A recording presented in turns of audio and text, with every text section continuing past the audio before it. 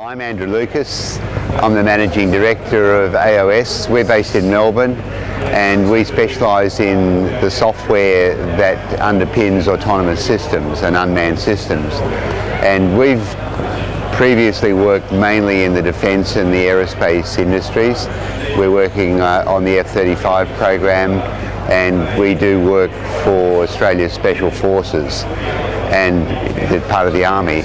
And we're here as representatives of the Australian Association of Unmanned Systems, and it's a group of organisations, including universities, where we're encouraging the use of unmanned systems in Australia. And we're here today, AOS ourselves, the Centre for Field Robotics at Sydney University, Queensland University of Technology, and we also have 4 representatives of CASA, and CASA is the Australian Civil Aviation Safety Authority. And so what we've got now in terms of technology, we have one trial robot that the ACFR at Sydney University has brought down, and it's showing how it can find its way around a paddock and spray weeds using cameras. So what we want to do is engage with farmers, with people in the agricultural industry, to let them know what's possible, and in turn they're going to come back to us and tell us what they see the problems are. For example, our company is working on a concept of what we call the intelligent watchdog, where we have a small quadcopter that sits charging its battery, and we have sensors around the paddock, and if birds come in, or at night, for example in orchards, bats come in and start eating the crop, then it's a 24/7 job for the farmers to shoo them away. And it's, talking to one of the cherry farmers outside Melbourne, it's a real problem. He'll lose virtually his whole crop if he's not out there. And he's tried static scaring techniques such as horns and flashing lights, but the animals are quite smart. It doesn't take them long to work out that they're not going to be harmed. So what we want to do is have something that doesn't harm the animals but keeps them moving so they never eat the crop. And the whole idea is that this will work without the farmer having to do anything. It'll take off, fly out, shoo away the birds or the bats, and then return to roost and charge itself. Because these small quadcopters, you can't operate them all the time because they run out of battery. And the idea is to place acoustic sensors or movement sensors or visual sensors around the paddock.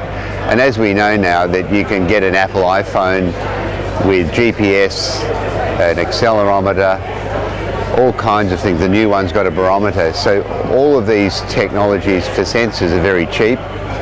And what we need now is to integrate all of this technology together to provide systems for the farmers.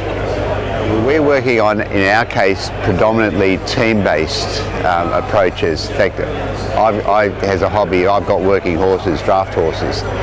And in the old days, it wasn't just one farmer and his horse that did the work. It was probably 6 or 8 teams working the paddocks.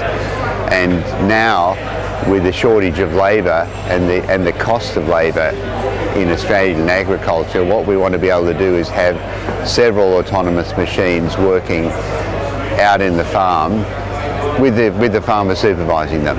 So they're not out of control, but they're doing the routine things that he would have to do on a tractor, or he'd have to hire a contractor in to do. And of course, one of the challenges now is that as farms are getting bigger in order to survive, the machines are getting bigger. And it's not untypical to spend $500,000 on a piece of machinery now. And if we can actually get the human out of the loop and have the human just as a supervisor, then who cares if it's a smaller machine and it takes a day to do what a human would do in 4 hours, because we can therefore use a cheaper, smaller machine and potentially have multiple machines working a paddock.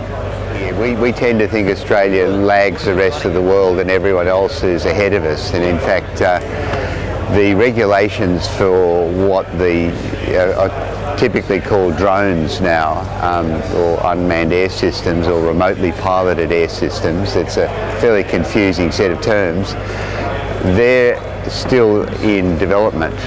and indeed the FAA, the Federal Aviation Administration, that most countries typically follow, it's actually completely stuck at the moment. They don't know what to do. So as a result, in the US, you can't use a remotely piloted air system or UAV commercially at all, legally, except for a couple of exceptions that they've provided for operations in the Arctic areas of Canada and Alaska. So really, Australia, CASA in Australia, and that's one of the reasons we've got CASA here, they're actually developing regulations now, and what they're keen on doing is encouraging safe operations. So you can get operator certificates, they're not expensive, and that allows you as a commercial operator to operate safely within line of sight in the areas that are designated. And there's a new and very, I think from the point of view of everyone, an exciting development is that they're going to, in the near future, allow operation of sub 2 kilogram vehicles below 400 feet within line of sight without restriction, other than you've got to keep away from public places, from airfields, from roads, schools, etc. So that should allow farmers to do some quite interesting things legally. Of course, you need to be insured, you need to do it safely, because as I say to people, you know, the history of tractor rollovers and more recently quad bike accidents, we don't want that repeated with small aircraft. We want to have this safe, because while people operate safely and carefully, then the government will leave us alone. As soon as we start operating in a risky manner and start hurting people, then it'll spoil it for everybody. So we're very supportive, AAUS, our association, are very supportive of CASA's efforts to make it safe.